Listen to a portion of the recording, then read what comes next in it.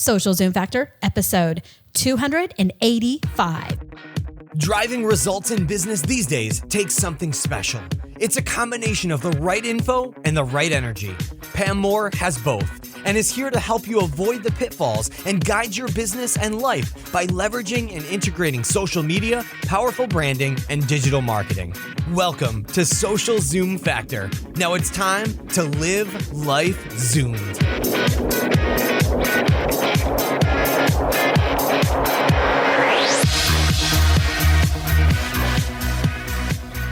Email, SMS, chatbots, live chat, all of them in a single tool. Oh, we actually aren't done with the list yet. Visitor tracking, CRM, push notifications, and all that boosted by automations. You get the idea, right? Trying to integrate everything into a business can make a marketer go crazy. But User.com is here to stop this nightmare, and at a lower price than its competitors.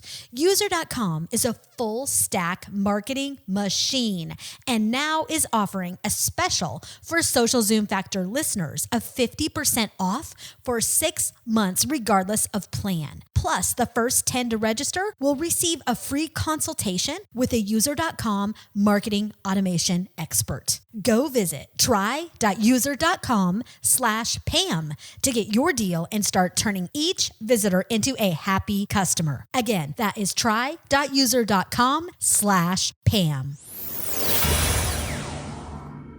Hey there, Zoomers, and welcome to Social Zoom Factor. This is your host, Pam Moore. Today, we are talking about an incredibly important topic, which is your customer. This topic is important regardless if you are working in a tiny business, maybe you're even a solo entrepreneur, up to a Fortune 10 brand.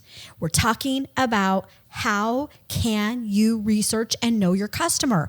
And I'll be sharing with you 15 pretty easy ways that you can get to know your customer. Now, I speak and train all over the globe. I own an agency called The Marketing Nuts, and we service brands big and small. One of the number one questions that I receive is, Pam, how do I better know my customer?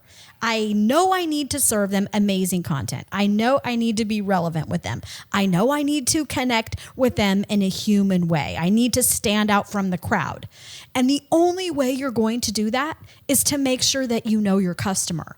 And back in the day, you roll back the calendar decades ago, and companies and agencies used to push companies into spending loads of money. I used to be on the corporate side, so I know about this. We used to spend so much money on focus groups and doing customer research and custom types of research projects to better know our customers.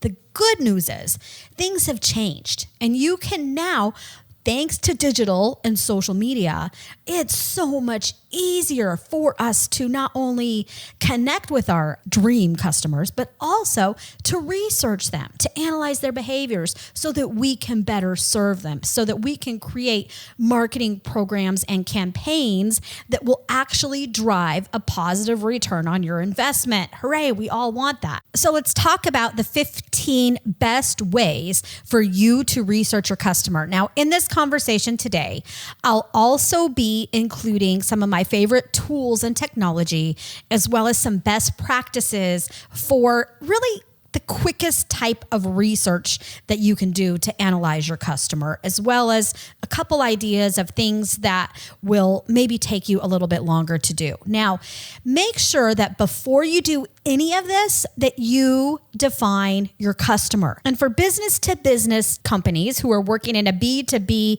market, you want to make sure that you are defining your customer profile. So this is going to be a high level look at what is that ideal customer organization that you are serving. And the types of things you want to look at is industry, niche. When we say the riches are in the niches, they are.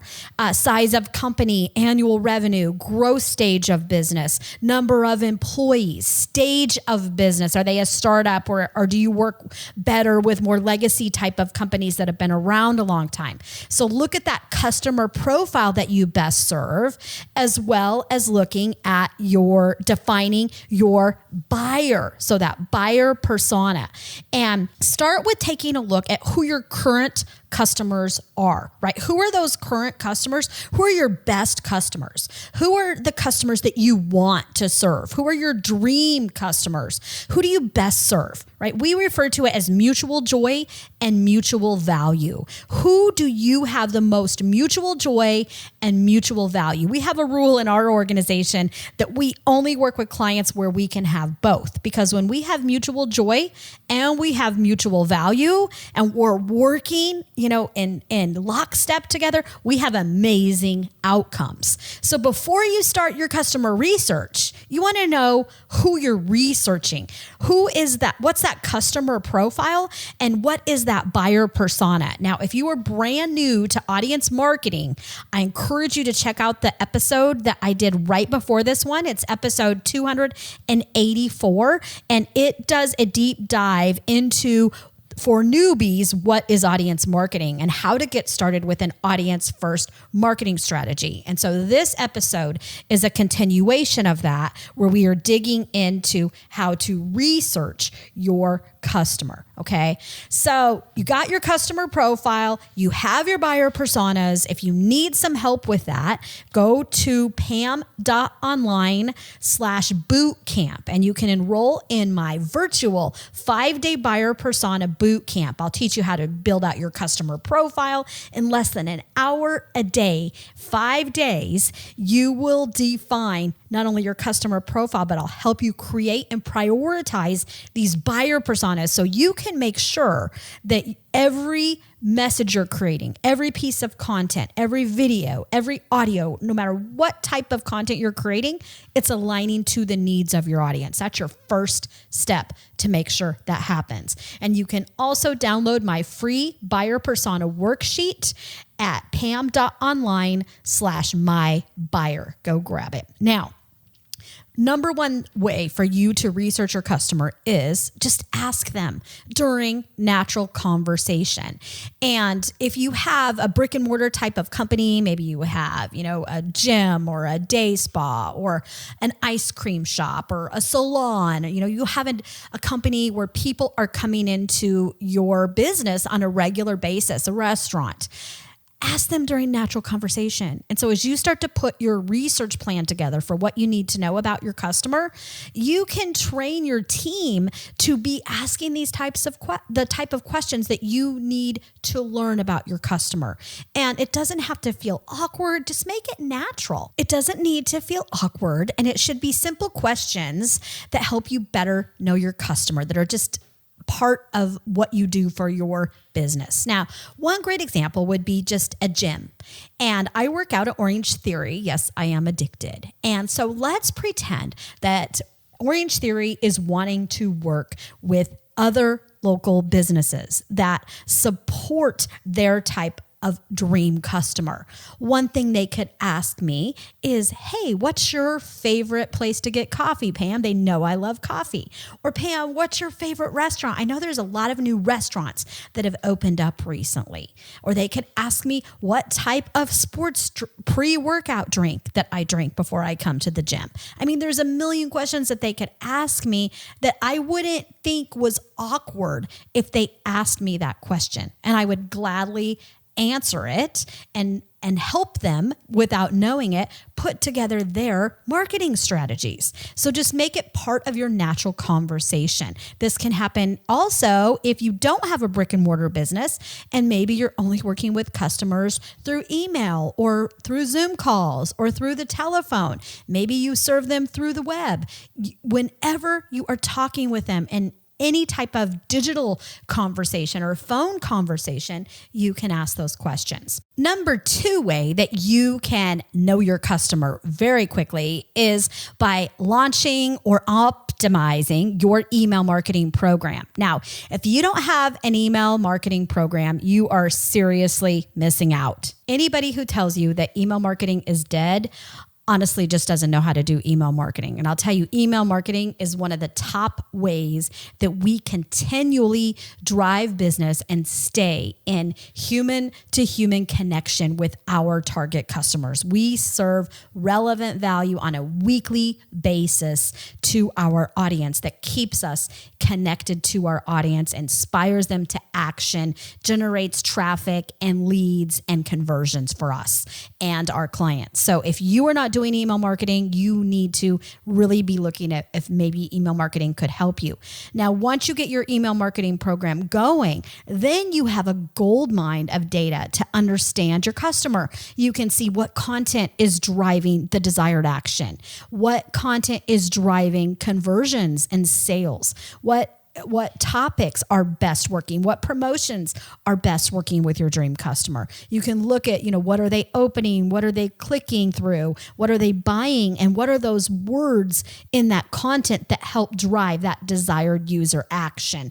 It really can help you quickly. Number 3 way is interviews. And this is pretty straightforward. You basically select a handful of customers and you conduct a short interview with them. Now, this is not formal, okay? This doesn't have to be some big focus group. This could just mean in passing, I'm coming into your store, or we're on the phone, or we're on a Zoom call, and you can just say, hey, Pam, could I grab 5 minutes of your time? I just have a couple questions I want to ask you about where you are in your business and how I can better serve you and see how things are going. Make it positive, okay? And then just ask them a few questions. Keep it simple. If you want to do a more in-depth interview, you could offer them maybe an Amazon gift card, a Starbucks gift card, or gift card to your store or business. Well, I don't know what industry you work in, but something that's relevant to your customer. Number 4 is surveys. And this is a great way to learn about your customers. Now, surveys, you can put those on your website as a pop-up. You can conduct surveys through an opt-in form. So somebody fills out a form on your website or blog to get information from you, maybe a free download, a free worksheet, and then you immediately take them to maybe a short survey where you can learn more about them. You can also do formal surveys where you could combine that, let's say, with an email marketing program. You send out an email to your subscribers and ask them if they would please participate in your survey. You can host that survey through your own technology on your website, or you can use tools like SurveyMonkey. That's one of my favorite tools for surveys. They give some nice reports, pretty easy to set up. We've used it for many, many years. So surveys are great. If it's in store or in location, you can have an iPad there. You could have a piece of paper that someone is manually filling out. You can do surveys at events. So surveys are great. The key here is to keep it short and simple. And if you need to do a longer survey, just be very careful that it's not too long. You can use platforms like Google Sheets as well, where you can, or Google Survey, where you can set that all up on Google. That works pretty well also. Number 5 is focus groups. And this is taking that to the next level. So this is where you actually can get a small group of your existing customers. It could be customers who maybe have left you and maybe they weren't happy with your service. And it could be prospective, dream type of customers. So you can decide who needs to be in that focus group. Of course, depending on that customer's relationship with you, if they're an existing happy customer versus somebody who left you, the tone of that conversation, the questions are going to be different, but all of those scenarios and more can really help you understand that relationship with that customer and maybe why it worked, why it didn't work. We've done a lot of this type of work with our clients. If you need help with focus groups, we would love to help you set up a focus group. We can do these digitally online where we can, use Zoom and different conferencing tools where we can bring people together. And it's a really quick way when you have somebody that knows what they're doing with focus groups, it is a very quick way for you to learn pretty in-depth knowledge about about your customer. And you don't need to spend loads of money to do this. There are research companies. I've hired them in my career, where we have spent a lot of money on focus groups. Some of them have been worth it when it's been a global rollout of a program. But I have honestly seen just as good a success with focus groups and keeping them simple. So just keep them straightforward. Make sure you know what data you want to get out of that. And then number 6 is social network insights. Now, all of the social networks, so Facebook, LinkedIn, Instagram, Twitter, they all include free data for you to learn about your customer. All you have to do is look. So all of them have insights. You can see who your followers are, what their demographics. You can see some of the behaviors. You can see the types of people who are engaging with your customers. What are the best content? What is working best? Is that video format? Is it audio? Is it memes? Is it funny things? What is that content that's driving those conversations that you want to have? That is great knowledge. Number 7 is social listening. This basically means you are doing more listening and less talking. So when I first started my agency 10 years ago, I had the luxury after leaving corporate.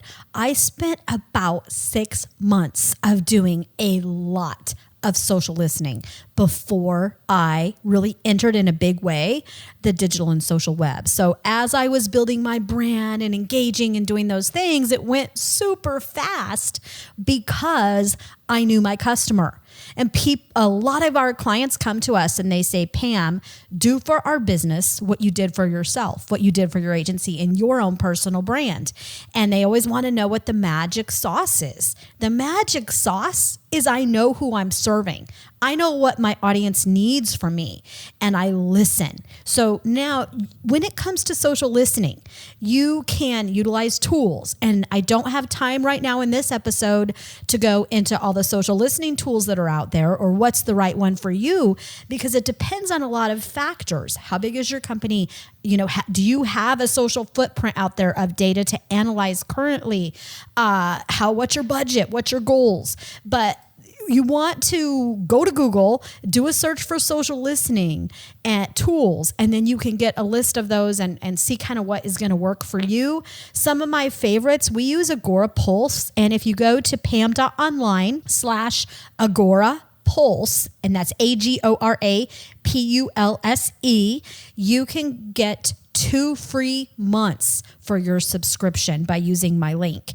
And we use Agora Pulse. I'm an ambassador for them. And we use it to not only manage all of our social media posting and engagement, but it also has a lot of great listening features built into it. So I really like utilizing tools that when possible are kind of an all-in-one, right? And we've been all over the map when it comes to the different social and digital tools out there. We've tested almost all of them, and not everything can be an all-in-one box, right? And so a lot of times when you choose an all-in-one type of platform, you're giving up a couple features in one area. But Agora Pulse is one of those platforms that it gives us enough insights, and it has great ways that we can tag mentions and, track hashtags. And it eliminated a lot of tools that we were paying for that we get to use. We get the same features now all under one set, which is Agora Pulse. And so we get those audience insights. We're able to identify, key influencers, and it has a built-in kind of CRM that will let you create lists of prospects and influencers, that type of thing. So a lot of really neat features if you're wanting to get your feet wet with social listening. Now, when it comes to social listening, you don't have to have a tool to get started. You can do that with the social network insights. And I encourage you to look at also qualitative data. Now, I'll give you a good example. When I first started my business and building my personal brand, and I hopped on Twitter, I was noticing a lot of people were putting me on Twitter lists. And as I was looking at those lists, they were putting me on lists that said like coach and inspiration and just list that I wouldn't have even categorized myself, right? I was coming out of corporate. I had a 15-year career. I was just out on the digital web kind of talking about my life and how I was going through this transition and sharing the knowledge I had on brand and technology and marketing and content. But people loved it and saw me as a coach. They saw me as an inspiration. And that early data of social listening really helped guide how I developed my personal brand, because even something as simple as a list that somebody puts you on, when you start to see themes of how people are describing you, then it starts to help you understand how people are perceiving you. Because remember, your brand cannot be controlled through a set of corporate messaging, right? Your brand is really made up of perceptions of how people perceive the way that you present yourself to the world. So social listening enables us to start to understand how people are perceiving us. And that's why you want to be looking at the qualitative data as well as the quantitative data. What are the posts that you're putting out there that people are clicking on and liking and engaging? What are the posts you're sharing from third parties that people are loving, right? So what's working? What's not working? You have to get real and not be afraid to look at the good, the bad, and the ugly when it comes to analyzing that data, okay? And don't be afraid of the data. When we talk about data, a lot of people's eyes glaze over and they're like, oh my gosh, I don't know how I'm going to do that. Trust me, you can do it. And if you want to be a good marketer, a good digital marketer, you need to get real with the data. You need to not be afraid of the data. Dig in. Okay, number 8 is online communities. And this is where you are, one option, you're tapping into communities that already exist. Okay, so I always talk about the OPC, other people's content and other people's community. So you are tapping into communities that already exist. If you are brand new to the digital and social world and you haven't built up a following or a community, you're going to need to tap into the OPC. Other people's content and other people's community. So there's a lot that can be learned in other brands' Facebook pages, other people's Facebook pages. Get into those communities and those Facebook groups that already exist. See the conversations that are happening. And then when you're ready, you can build your own online community where then you have a never-ending flood of qualitative and quantitative data that you can communicate with and understand your audience. When you have a private Facebook group or a private LinkedIn group, that's a 24-hour day, 365 days of the year focus group that you have at your fingertips that you can learn about your audience. Absolutely amazing. I know we're getting deep into some great ways that you can research and know your customer. I still have 7 more to share with you. And before I go there, we need to hear a quick word from our sponsor. They are what keeps this podcast zooming. Please give them a listen. And they are also a way that you can research your customer. I'll be right back.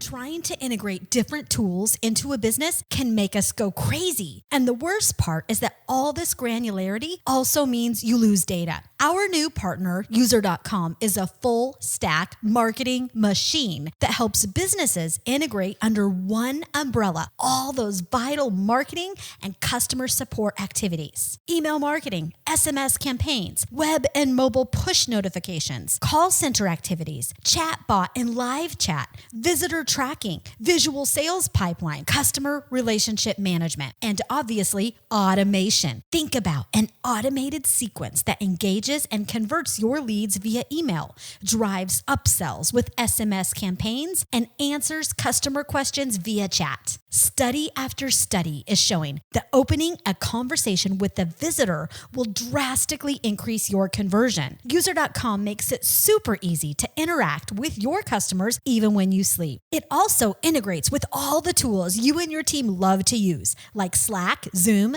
Google Analytics, and WordPress, to name a few. Visit them at try try.user.com/Pam. They're offering a special for our listeners of 50% off for 6 months for any plan. Plus, the first 10 to register get a free consultation with a user.com marketing automation expert. Go visit try.user.com/Pam to get your deal. Again, that is try.user.com/Pam.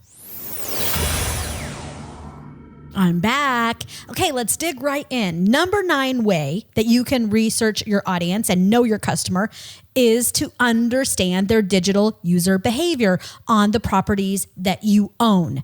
Okay, so this means you're looking at your website. You may be looking at your podcast. You may be looking at your blog. You're looking at the way that people are behaving as they come into your area, your owned properties, okay? So this could be on your website, user.com, which is the sponsor for this podcast. They have amazing tools and technology that help you understand and follow that user all the way through your conversion funnel.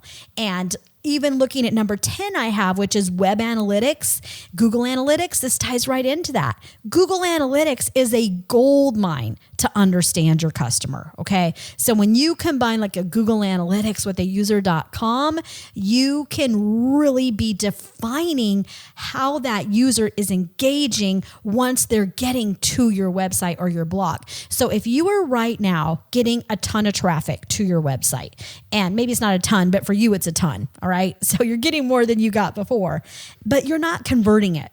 Maybe people are landing on a landing page that you created that you're driving them to through social, through maybe a video, through a podcast, through email marketing program, and you're getting the traffic, but they're not converting. That's when you really want to look at why. Why are they not converting? Is the content not relevant with them? Are you not driving the right desired action that makes them want to take that next step?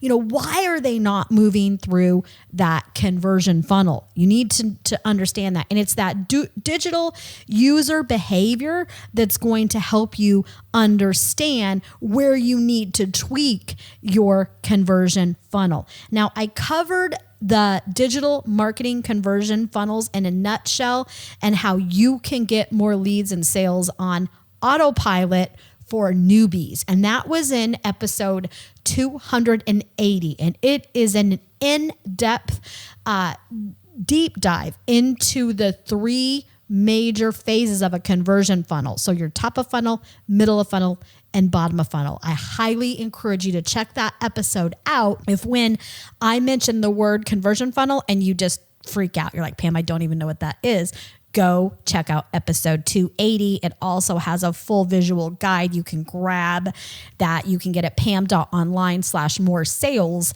that will help you understand conversion funnels and how this behavior of your audience, once they know you exist and they start coming to these properties that you own, your blog and your website, you need to make sure that you are optimizing that visit. It's just like somebody walking into your house. If you have them over, you want them to have the best experience possible, right? You may clean up things a little bit. You make sure they have something to drink, something to eat.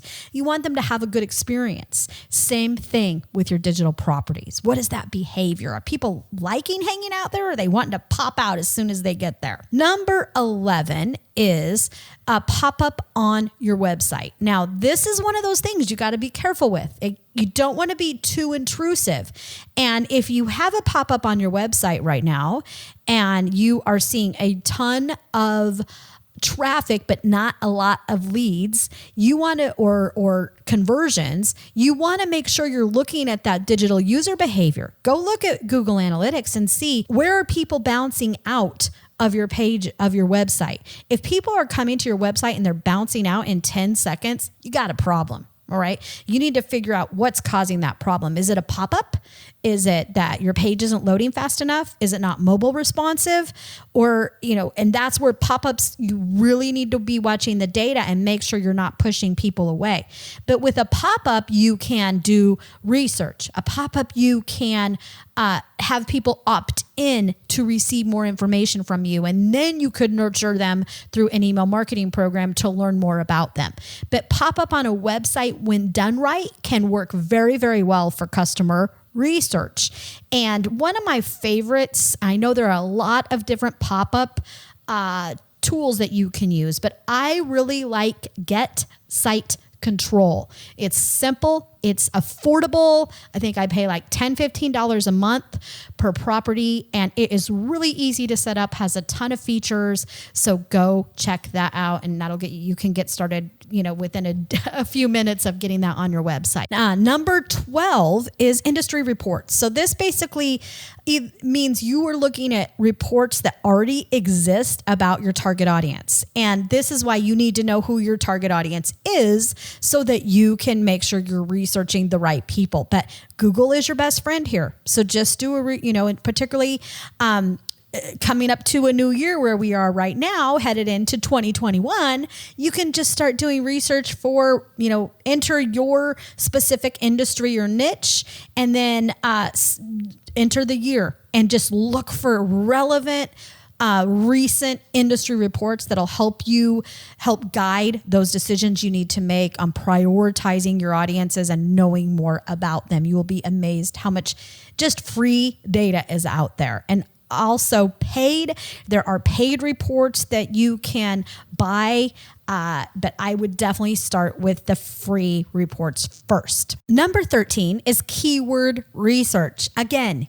Google is your friend. Here you want to be doing the double click, so deep dive into what are the keywords that people are searching for when it comes to your industry and niche. You want to make sure that you are able to attract them at the time that somebody is doing research to even know what brands or companies, businesses exist to help them solve that problem. If they're looking for an enterprise software or hardware solution, they may not even know who is available and serves that problem. So you want to make sure that you're popping up with the right keywords that your audience is searching for. And Google has a ton of different tools that will help you with this. Just log into your Google account and they will help you with the top trends and keywords. Make sure you set up your Google AdWords account because that can give you access